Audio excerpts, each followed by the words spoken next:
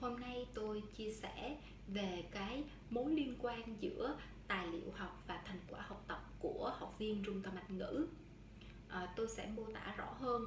Nếu như mà mình ví cái việc học là một cái cây thì cái thành quả học tập là cái hoa trái, đúng không ạ? Muốn có hoa trái thì cái cây trước tiên nó phải sở hữu cái bộ rễ khỏe mạnh, và một trong số chúng chính là cái giáo trình học mà chúng ta cũng thường gọi đó là tài liệu học.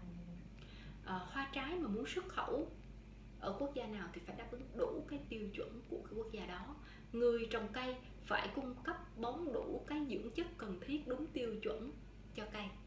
Tương tự như vậy, thành quả học tập của học viên muốn hái thành quả là Starter, Mover, Flyers 15 King hay là TOEIC 550, IELTS 6.5, thì trách nhiệm của nhà trường đó là phải cung cấp đủ đúng cái nguyên liệu theo đúng cái tiêu chuẩn đầu ra.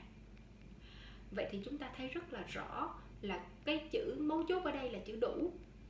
Chúng ta xem thử cái chữ đủ này và cái tài liệu của chúng ta nó có mối liên hệ như thế nào.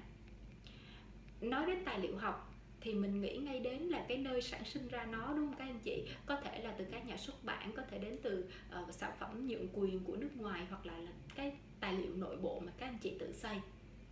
Vậy thì hiện nay cái tài liệu mà các anh chị đang dùng đến từ đâu?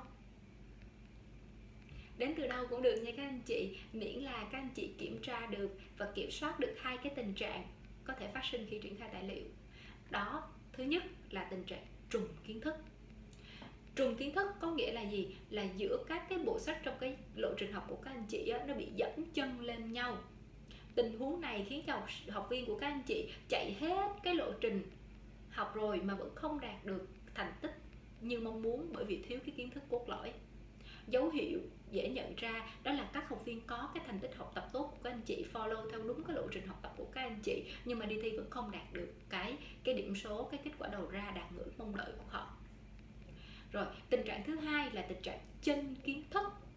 Chênh kiến thức nghĩa là nội dung giữa hai cái tài liệu học đó chênh lệch nhau. Một bộ tài liệu trước thì kiến thức quá dễ, quá ít. Bộ tài liệu học tiếp theo sau, lượng kiến thức quá nhiều, quá nặng. Vậy thì tình huống này khiến cho học viên bị bối rối và gãy cái thành tích học tập, bởi vì họ thiếu cái lớp kiến thức nền ở bên dưới.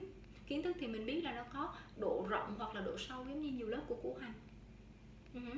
Rồi, vậy thì dấu hiệu để các anh chị dễ nhận biết đó là những học viên đang học tốt ở bộ tài liệu trước thì khi lên cấp độ qua cái tài liệu sau, họ có cái thành tích học tập kém dần đều. Vậy thì để kiểm soát cái tình trạng trùng và chênh cái kiến thức khi review tài liệu, chúng ta phải lấy các cái tiêu chí đầu ra làm định hướng. 3 bước để các anh chị review tài liệu học lấy đầu ra làm định hướng. Bước thứ nhất đó là cung cấp đủ số lượng kiến thức cốt lõi. Ví dụ, để đạt được trình độ Starter 15 King thì riêng từ vựng thôi, một học viên phải được trang bị đủ số lượng kiến thức cốt lõi là 496 từ. Các anh chị ha. Bước thứ hai, các anh chị xác định cái phần trăm khối lượng kiến thức mà tài liệu các anh chị đang sử dụng có so với cái khối lượng tiêu chuẩn của yêu cầu đầu ra. Cũng lấy ví dụ trên thôi, là nếu bộ tài liệu của anh chị chỉ có trang bị 300 từ thôi trong danh mục, mà yêu cầu đầu ra là 496 từ, có nghĩa là tài liệu của anh chị chỉ đang chiếm 60% so với cái tiêu chuẩn yêu cầu đầu ra thôi, thì làm sao mà cho dù chúng ta dạy hết cái bộ tài liệu đó rồi, cũng không thể nào yêu cầu một học viên đi thi mà đạt được cái mức cao nhất được, tại vì chúng ta cung cấp cho học viên không đủ. Điều thứ ba là cập nhật cái kiến thức phát sinh qua thời gian. Tôi lấy ví dụ, cũng là cái ví dụ trên, từ 2018 trở về trước, một cái lượng từ vựng để cho học viên đủ cho học viên gọi là có cơ hội để đạt được 15 King đó là 459 từ. Nhưng mà từ năm 2019 trở về sau là 496 từ, chênh lệch 37 từ, trong đó có những từ là thêm vào mất đi chúng ta không nói. Đó, vậy thì chúng ta phải cập nhật kiến thức, cập nhật cái khối lượng từ vựng phát sinh theo thời gian cho học sinh. Đó là 3 bước mà tôi chia sẻ khi các anh chị review tài liệu học, lấy cái đầu ra làm định hướng, tiêu chuẩn đầu ra làm định hướng ha. Rồi, sau khi review xong, có hai cái lưu ý nhỏ xinh cho các anh chị. Lưu ý đầu tiên là về cái tính dân tộc học. Các anh chị cũng biết là văn phong này, văn hóa và phong cách của mỗi dân tộc có đặc trưng riêng và khác biệt nhất định.